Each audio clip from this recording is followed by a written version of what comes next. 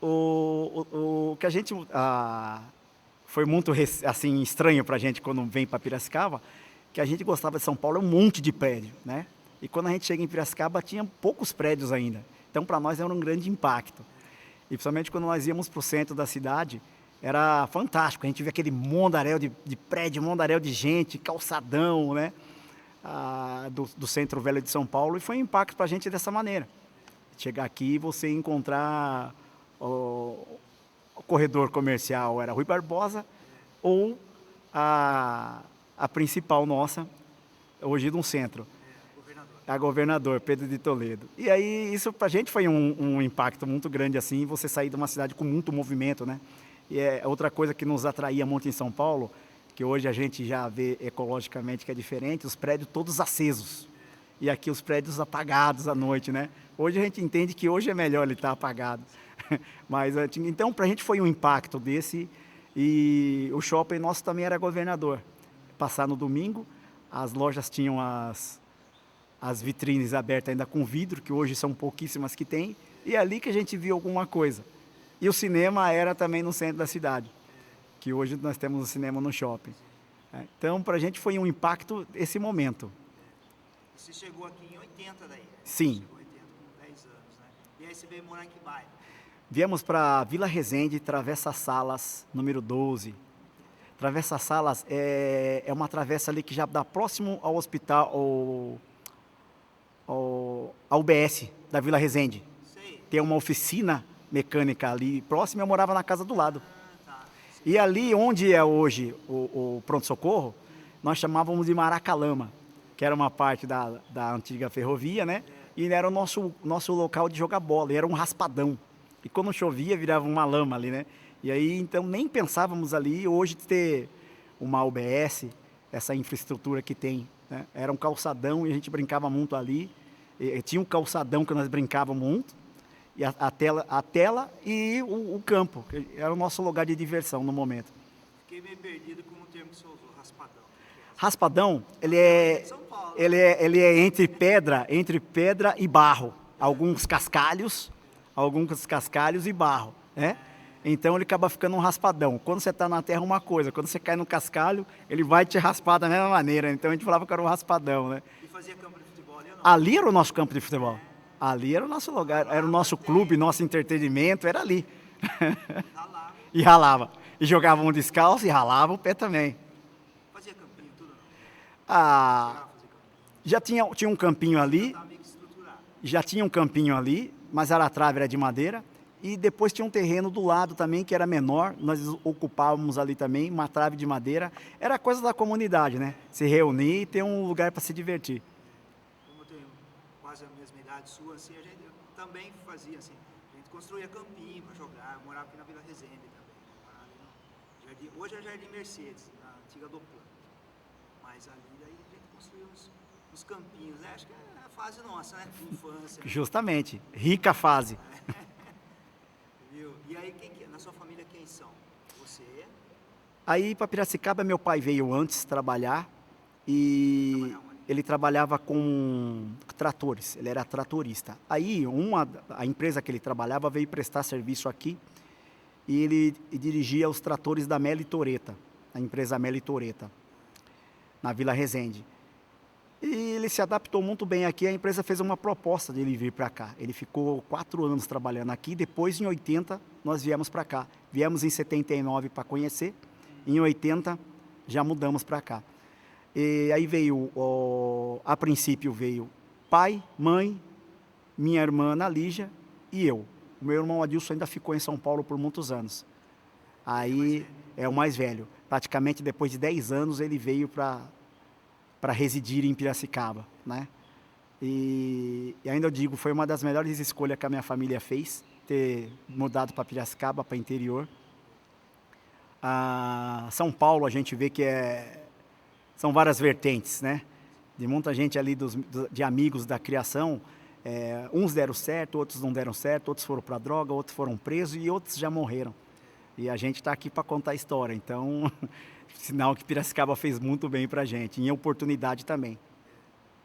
E aí você está com 10 anos, e aí vamos pensar assim, já indo para a adolescência, né? O que era a sua Como que era a cidade e como que você participava?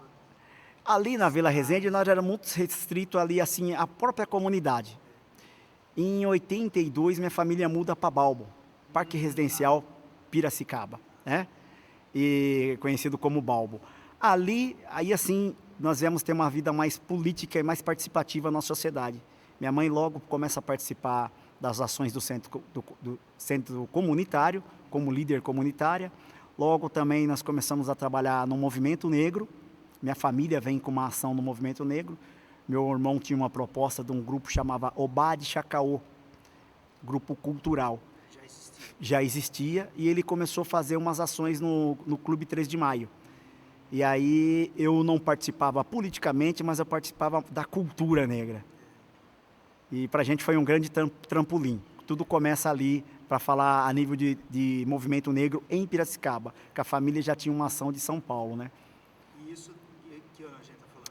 Nós estamos falando de 85, já 85, e o auge 88, quando fazia 100 anos da abolição.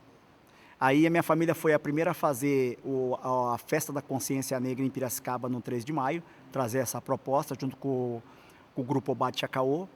Fizemos o Grupo Obá de Chacaô fez o primeiro balé negro usando o Teatro Municipal.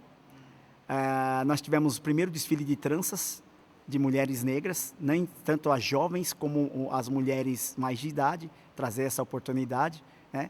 Então foi assim, para aquele momento foi um grande avanço a família estar fazendo esse movimento. Eu participava de todos esses movimentos, mas sempre na parte cultural, não tinha envolvimento político do movimento negro, né? Mas já estava na minha raiz.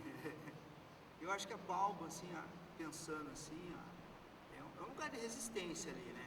Acho que é um lugar assim bem... Olha... Teve movimentos ali, aconteceram vários outros movimentos, não só você participava. Minha mãe participou ali do movimento, na época teve um grande desafio ali em pagar as casas, que era uma taxa alta. Todo mundo lembra que quem comprava uma casa, você devia 3 vezes a casa, morria e não conseguia pagar. E quando você terminava de pagar, tinha um tal de resíduo que não terminava de pagar. E ali foi montado um movimento muito grande, com a falecida professora Ivete Madeira, que também foi vereadora. Minha mãe participou junto, das pessoas não perderem suas casas, né? Aí que nasce as grandes lideranças. A minha mãe como liderança, a dona Ivete como liderança e vários outros nomes como liderança se destacam nessa época para ninguém perder suas casas. E esse movimento foi válido.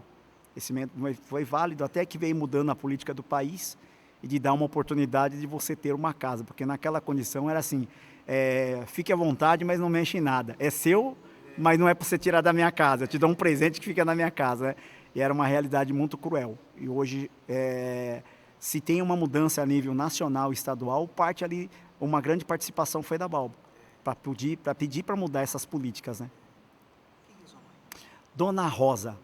Rosa, conhecida como Dona Rosinha, né? Até muito bacana, tanto eu como meu irmão, minha irmã e os netos, quando a gente começa a se projetar no movimento negro ou na parte comunitária, a gente nunca citou o nome da mãe. A gente vive para a gente fazer o nosso nome. E quando as pessoas, depois que ficam sabendo que nós somos filhos de Dona Rosinha, filho do seu Abreu, né? Aí até se espanta. Pô, vocês nunca falaram nada. Não, é que nós tínhamos que... Realmente foi o que a gente aprendeu. Faça a sua identidade, faça o seu nome, né? Minha mãe já fez o nome dela.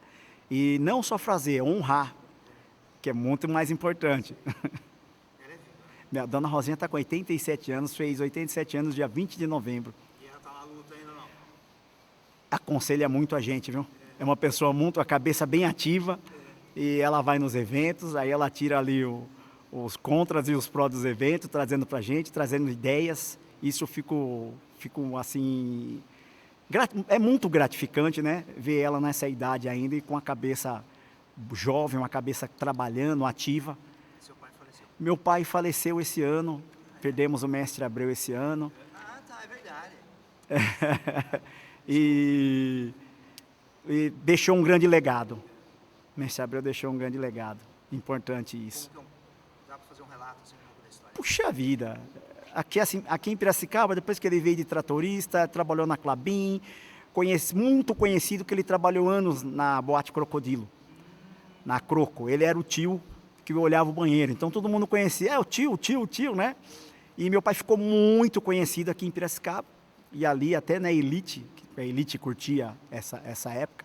Então muita gente conhecia meu irmão, muita gente me conhecia, e conhecia meu pai e não sabia que nós éramos família. E às vezes, quando nós estávamos os três juntos, as pessoas ficavam encantadas e falavam: se eu já gostava de vocês, eu passo a gostar muito mais, né? Saber que os três são família.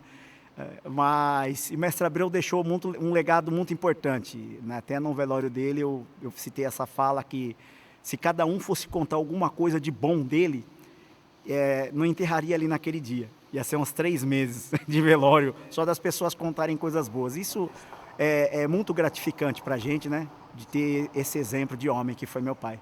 É uma pessoa que não vem de fora, né? Não nasceu aqui. Não nasceu aqui. Não nasceu aqui e criou raiz aqui em Piracicaba.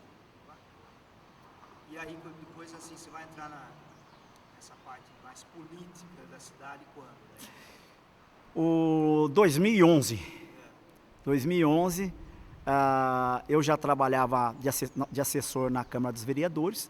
Eu vinha de uma política não partidária, mas de uma política de infraestrutura. Aí já também fazendo parte do movimento sindical. Então a gente vem do movimento popular, né, trazendo o movimento popular, uma representação de trabalhadores, onde eu fui tomar uma consciência mais política. E também aí um amadurecimento também dentro do movimento negro. Entender as nossas lutas, as nossas histórias, sempre procurando saber o porquê. Eu sempre fui um questionador do porquê. Se existe isso, por quê? Se criou isso, por quê? Veio da onde? Né? Porque fica muito fácil a gente pegar um bonde andando. Hoje, o meu modo de fazer as coisas, de viver, é entender quem fez, quem começou, e se você entrou nessa parada, que você consiga carregar com a mesma maestria do que fizeram. Porque hoje em dia a gente vê muito modismo, muita lambança, as coisas viram moda, e não é moda. Por que surgiu? Da onde veio? Qual a ramificação? Você saber onde está entrando. Até dentro do movimento negro, eu também carrego como regra de vida, qual é a regra do jogo? Nunca entrar num negócio sem entender a regra do jogo. Até para você também não ser massa de manobra. E como é que está o movimento? Você acha que melhorou? Em algumas questões? Como é que está assim, O movimento negro? O O movimento negro a cada... A nível nacional ou Piracicaba? Piracicaba é assim, a cada governo de Piracicaba a gente teve uma conquista. Enquanto Conepir, enquanto Sem Documentação e agora enquanto a Coordenadoria Setorial de Igualdade Racial. São passos em cada governo. O racismo em si é estrutura. Uma vez me perguntaram: você acha que Piracicaba é uma cidade racista? Jamais Piracicaba é uma cidade racista. O racismo vem de pessoas. Eu não posso processar Piracicaba. Qual é o CPF de Piracicaba? Essa cidade maravilhosa, que eu adoro, da qual tenho muita oportunidade, tive uma oportunidade, toda a minha família. Então isso é uma atitude de pessoas. São atitudes de pessoas, que a gente vê que o que transforma é a educação. Hoje, Piracicaba, nós temos um grande avanço, 156, que você relata os racismos em Piracicaba, né? Vai encaminhado para o conselho vai dar toda a assessoria para a vítima, do que fazer entre boletim de ocorrência e todo o acompanhamento, coisa que não tínhamos. Então, aí, cada governo a gente veio conseguindo uma coisa. Um governo a gente conseguiu o conselho. Após a primeira conferência, conseguimos essas ferramentas que são 156, a saúde da população negra, anemia falciforme, o calendário afro-piracicabano, que já está no 7º ano. Então, são várias conquistas importantíssimas para a cidade que a gente vem galgando passo a passo. Mas saber, digo novamente, então o movimento negro nasce a partir do Conepir? Não. O movimento negro já era forte em Piracicaba, era um movimento pungente, e era um movimento que vinha da época do militarismo. Para você entregar um papel tinha que ser de noite, as reuniões tinham que ser bem fechadas. E Sônia Veríssimo, citando a grande minha professora, da qual toda vez eu quero citar, a Sônia Veríssimo, que eu aprendi muito com ela. Então já tinha Sônia Veríssimo, já tinha Maria Araújo, a família Souza, que vinha fazendo o movimento negro. Então são movimentos de época. Eles lutaram com a ferramenta que eles tinham. nós passamos a lutar com as ferramentas que nós temos hoje, né? E era uma época que não tinha internet. Como que todo mundo se comunicava, se encontrava? Então tinha que, aquele fio de bigode, ir ali, bater na porta para armar esse compromisso para fazer as reuniões. E hoje nós temos a facilidade de passar o dedo na tela e reúne um tanto de pessoas, né? E aí eu gosto de frisar bem isso. Ah, por que não fizeram? Não, cada um teve sua luta de época. E uma luta que tem que ser, hoje a gente tem que bater continência por essa luta, né? De eu estar aqui hoje é porque alguém lutou, alguém sangrou, outros foram abatidos e para a gente chegar aqui. E eu tenho um movimento negro, justamente é isso, o movimento, é a roda. Aonde eles pararam, a gente tira da inércia e continua rodando. Vem os mais jovens, continuam rodando. E o importante é muito bem sair. Ah, eu estou no movimento agora e vou falar do movimento daqui para frente. Não. O que eu carrego daqui para frente, mas quem trouxe até aqui? Então, nunca deixar de citar os nossos mais velhos, o Xandão do 3 de Maio, muitos passaram. Cada um numa área, cada um levou a nossa ferramenta do movimento negro até um certo ponto, e a gente continua carregando, e ninguém faz nada sozinho. O movimento negro é uma sigla muito forte para ter dono. Então, não tem dono.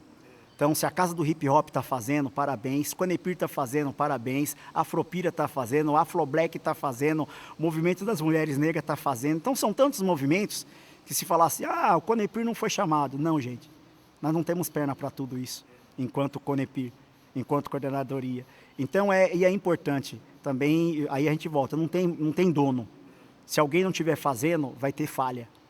Então, é importante todos esses grupos estar se convergindo num certo modo, que é lutar pela igualdade e equidade no mercado de trabalho e contra o racismo, né? Nós queremos falar de pautas de avanço, mas infelizmente sempre tem que citar o racismo, que hoje, graças a Deus, ele passa a ser crime e de uma maneira muito mais estruturada, a gente conseguir buscar punição. E aí você falou da Sônia, mas você tinha contato com a família toda ou não? Sim, bastante. O Paulinho, quando você falou já veio na minha mente Paulinho, né? E Regina, sem palavra, ali toda a família. Então quando a gente fala, né? A gente fala em nome da família toda, família Veríssima, família Souza, família Araújo, que é para a gente até não esquecer o nome de alguém, né? Mas assim, são pessoas, hoje eu posso citar, me perdoe se eu estiver esquecendo algum nome de outras famílias, que são muitas famílias, mas do qual eu tenho o total respeito na fala. Ah, legal.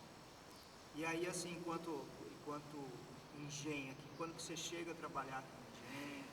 Eu estou pela segunda vez trabalhando aqui no engenho, que para mim é uma honra. Quando nós mudamos para Piracicaba, nós viemos aqui conhecer o engenho, tinha a agrofeira. E aqui era tudo terra, não era com esse piso que tem hoje bonito, né? E vindo um menino de São Paulo, foi a primeira vez que nós tivemos contato com um boi, de ver de perto. Nós éramos meninos do asfalto. Então, onde a gente morava, tinha uma estrutura melhorzinha, então você não via sapo, não via os bichos que a gente vê no interior, né? E aí foi a primeira vez que nós tivemos contato com animais, bode, cabra, a não ser que em São Paulo nós tínhamos lá, ainda tinha carroça e tinha cavalo. E aqui, para nós, foi uma grande descoberta, né? E, então, naquele momento, nos anos 80, eu já me apaixonei pelo engenho. E quando eu venho trabalhar aqui pelo Centro de Documentação, a primeira vez que eu venho, para mim foi uma grande honra. Não vou me recordar agora. Foi no Gabriel Ferrato. Ah, tá. 2018, acho. Mais ou menos isso. Aí, depois, eu volto no mandato do Barjas. Também.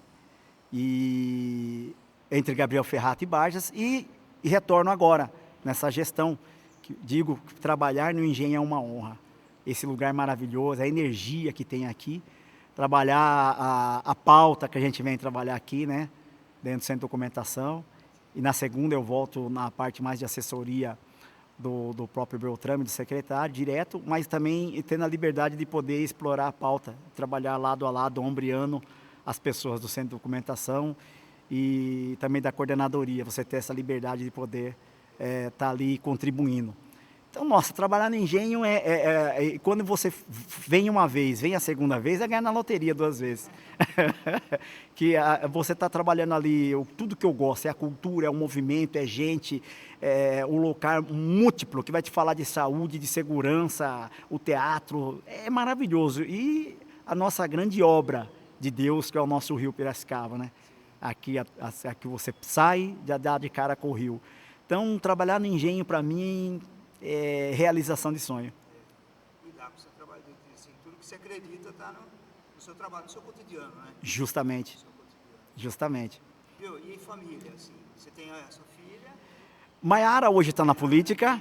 Maiara foi difícil levar a Maiara para a política. Não, tem a Maiara, a Nana e a Bia como menina. E aí tem o Everton e o Guilherme. São em 5. Hoje quem conseguiu levar para a política foi Maiara. Maiara conseguiu levar para a política, no início meia com a guarda alta, e eu sempre ali auxiliando ela, filha, vai por esse lado, vem aqui, você vai gostar. Nossa, hoje ela, nada de braçada, é o contrário de eu ensinar alguma coisa para ela, é mais fácil eu aprender. Ela foi trabalhar na Câmara e pegou uma experiência fantástica, pegou gosto pelo que faz, que é muito importante, né? Não é só estar pelo pai ter dito que você vai, é muito pelo contrário, né? É você ir no seu nome e você se colocar e você se posicionar. E hoje é uma grande referência ali política, e digo da política da estrutura, né? Não só não da política partidária, mas é saber o que faz, para onde vai, como que faz, e sempre a nossa meta, poder ajudar as pessoas. E a Câmara é uma escola, né? Nossa! Uma escola, você está ali dentro. Eu passei por lá 2 vezes também, e vou te falar para você, se você não aprendeu ali, não aprendeu no comércio, você não aprende em lugar nenhum. Mas é muito interessante o cotidiano lá. Né? Sim, muito dinâmico. É dinâmico, esse é Deus. Justamente ali também aquela coisa, o saber da lei. Ah, tem uma lei tal, como se aplica, como se coloca, como se faz. Você vai multar, quem é que multa? Vai para onde? Então a gente aprende muito ali. A Câmara é uma gigantesca escola. Tem mais alguma coisa? Estou a seu mercê. Estou à vontade com Vossa Senhoria. Isso, você tem algum hobby, assim ou não? DJ. Desde os meus 12 anos, eu sempre gostei dos vinis, vim da época do vinil, de tocar com toca-disco.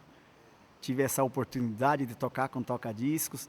E aí consegui montar minha equipe de som depois de vários anos. Era um sonho meu e de um primo meu falecido, Marquinhos. Ele faleceu, mas eu consegui montar a nossa equipe de som, que sempre carrego isso no coração, que era um sonho de 2 primos, né? E dentro disso eu tive uma grande oportunidade dentro do movimento Black, né? Trocar no 3 de maio, fazer parte da equipe África São Paulo e curtir os grandes bailes Black, que é o que me trouxe identidade, como um menino negro e com um homem negro. A gente poder curtir onde curtiam os meus, onde estavam as músicas que eu gostava, os modos de roupas que eu gostava e que eu curtia. Então eu tive essa oportunidade, através do Clube 3 de Maio, me trazer essa identidade como homem negro, né?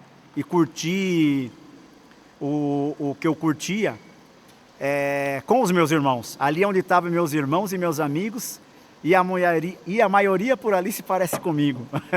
Um refrão da música de Racionais, né? Mas que relata realmente o que eu vivi. E isso foi muito importante para me dar um posicionamento hoje a gente fala de apropriação. Como que eu vou falar de apropriação hoje com muita propriedade?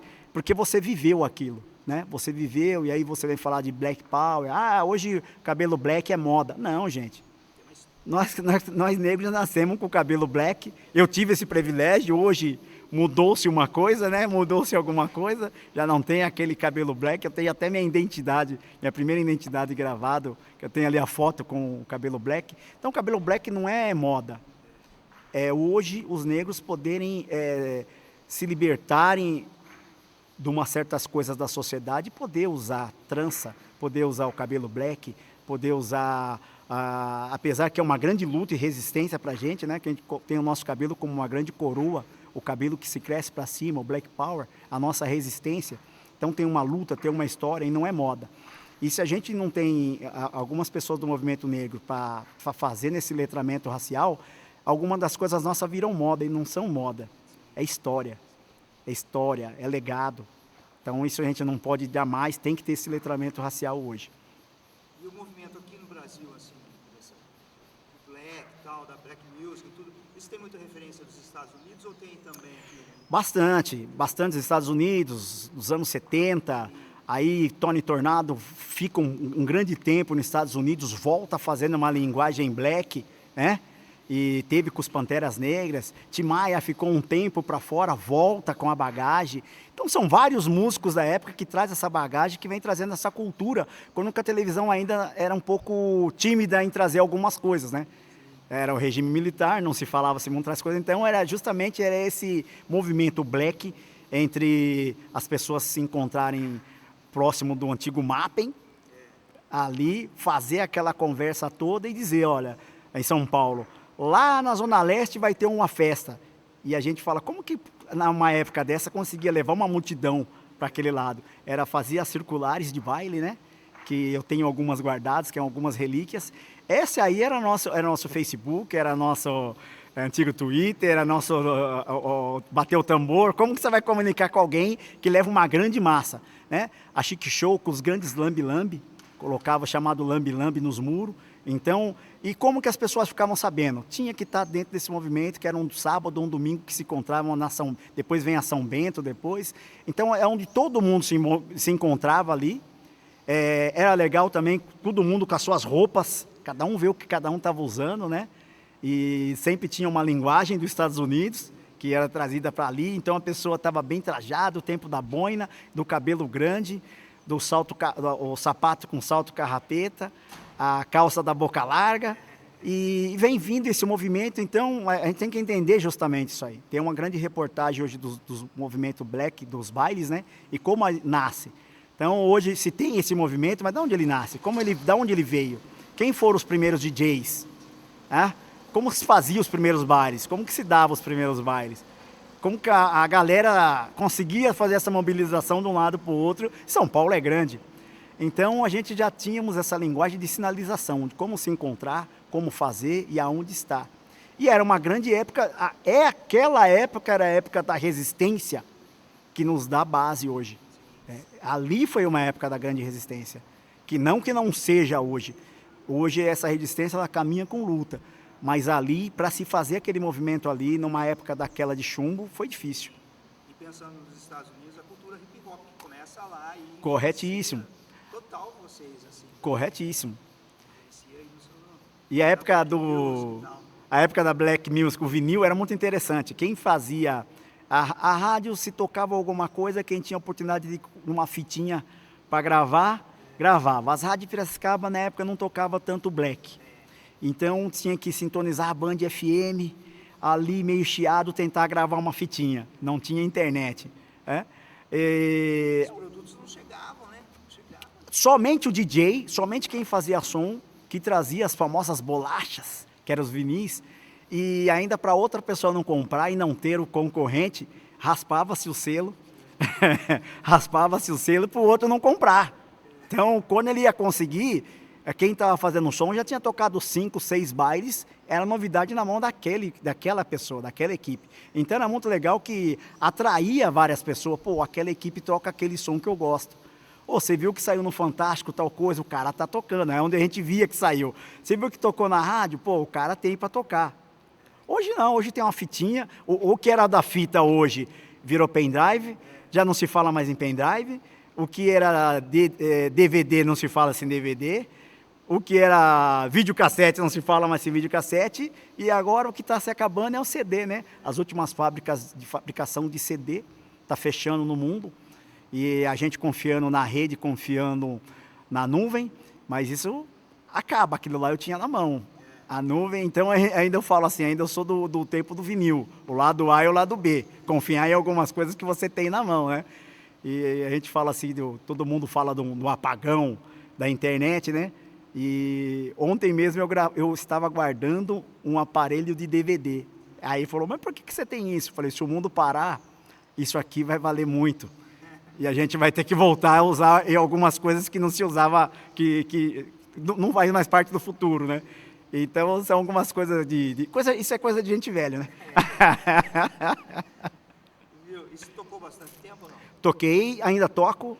Hoje eu toco mais como um hobby, né? Teve época que eu vivi de fazer som. Foi uma época que o dinheiro que eu tinha era de fazer som.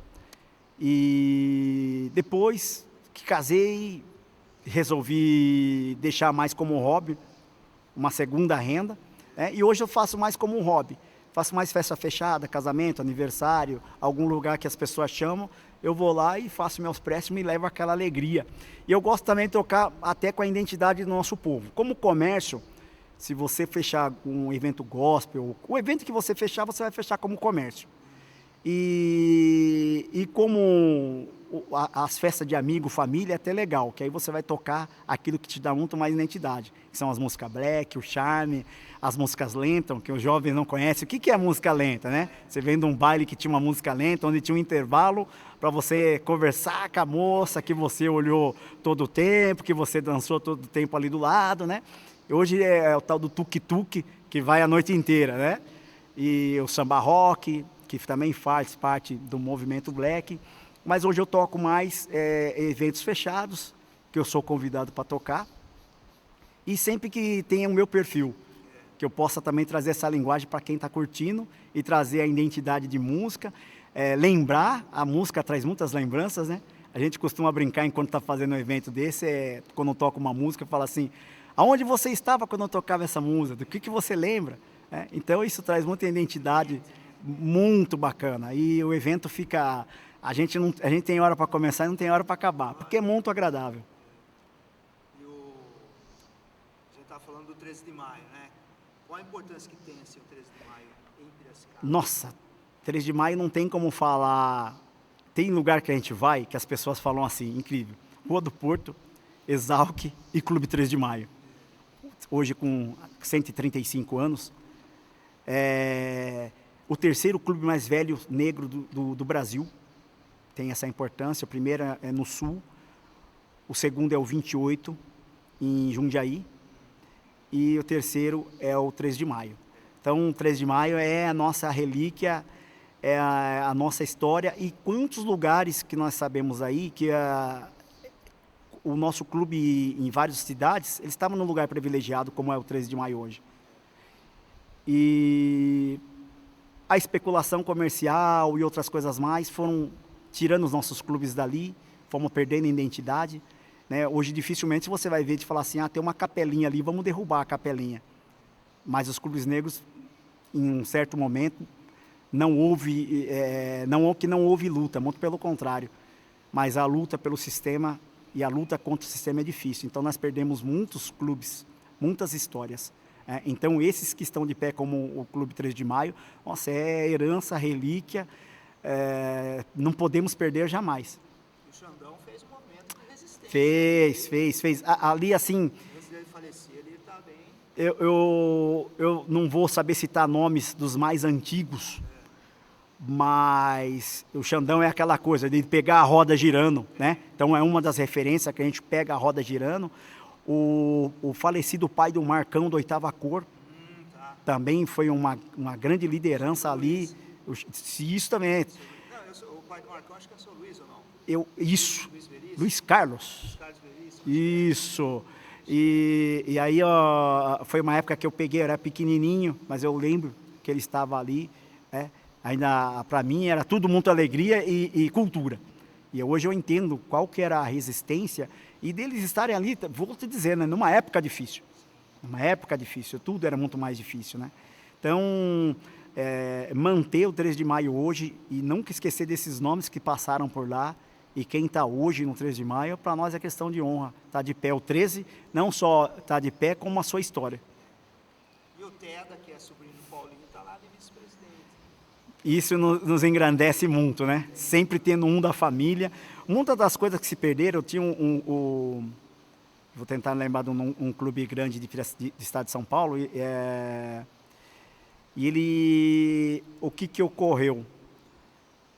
O que eles contam hoje, os mais velhos, de não ter trazer para o filho esse amor, esse compromisso para o filho, e o filho continuar. Então, muitas coisas se perdeu dessa maneira. Que aí o filho foi estudar ter uma oportunidade maior de estudar, né? Foi fazer faculdade de outras coisas e acabou se não interessando muito pela cultura do que o pai trazia. E acabou se perdendo, e se perdemos muitas coisas na história por não conseguir fazer os sucessores. Mas o sucessor, ele não vem só de um convencimento, isso tem que estar no coração. Isso tem que estar no coração, isso tem que nem eu venho dos movimentos populares e carregar o que a minha mãe carregou até carrega até o dia de hoje, né? Isso já vem de coração. É um momento que vai despertar, como despertou em mim em 2011, né? Então, um momento vai despertar e você poder participar daquilo, trazer o que a sua família trazia e lutar com outras ferramentas, outra época, mas não esquecer desse legado. E muitas das coisas que a gente se perde, que também temos documentário, justamente é isso, de não formar sucessor, de não trazer oralidade, de não trazer um letramento racial, então os nossos não se interessarem e cada um ir para um campo. Mais importante que assim, a nível, mesmo não estando no movimento negro, mas a nível pessoal, que cada um consiga crescer, cada um consiga seu espaço, mas tendo o dinheiro que tiver, indo onde ele for, ele não pode esquecer da sua identidade negra. E é importante ele não esquecer antes que outro faça ele lembrar de uma maneira cruel, que é o racismo. Então, você saber de onde você veio e em todo instante, em algum momento, eu vou ter que estar com a guarda alta. Porque se eu me deparar com racismo, eu não posso estar ali de boca aberta e não saber o que fazer. Então, é um mundo cruel que nós vivemos, é o racismo institucional, é o racismo pessoal, é o racismo encalacrado e o racismo no Brasil ele é silencioso. Né? Eu falo as 1000 faces do racismo. Eu posso te agredir com 1000 palavras sutis e tirando da participação, tirando o seu pleito de luta, desmerecendo a sua fala, desmerecendo a sua pessoa e às vezes até dificulta fazer um boletim de ocorrência. Né? Nós temos o objeto do boletim de ocorrência. E é como a pessoa foi sutil, eu como negro senti aquela fala. Mas até para fazer um boletim de ocorrência, confeccionar um boletim de ocorrência, às vezes fica difícil você colocar. Mas não é impossível. Não é impossível. Então não é a primeira conclusão. Né? Mas nós temos que saber que tem esse racismo sutil aqui, da falsa democracia racial. Importante estar sempre... Com certeza. Acho que é isso. Tranquilo? Agradeço essa oportunidade de poder contar um pouquinho da minha história. Eu que agradeço. Nossa, tem alguma pergunta? Não, eu acho que é um complemento do que eu penso. Essa coisa de o pessoal acha que fazer política é apenas você ir na Câmara, você tá nos protestos, você tá falando, mas a própria vivência da pessoa já é uma política. Justamente. Ela sair e estar no ambiente já é um movimento. A cultura é um dos movimentos políticos mais fortes que tem, que precisa ser carregado. E você falou, a passagem descarregada em família é o que me enriquece cada vez mais. Justo. A gente trazer aquela sementinha e poder carregar, né? Não sei qual dos meus filhos vai hoje carregar o movimento negro como eu carrego, ainda estou à frente, porque também tem aquele conforto. Enquanto minha mãe estava à frente, eu tenho minha mãe. Quem tem mãe não tem medo. E, de repente, a mãe fala, pô, eu estou aqui, mas tiro o pé pela idade, pelo trabalho, por várias coisas que tem, né? Pela idade. E aí você fala, não, agora é o meu momento de carregar essa pedra, de fazer, virar e de ir para frente, né? E não esquecer do legado, não esquecer da semente. Legal. Tranquilo? Posso desligar? Top.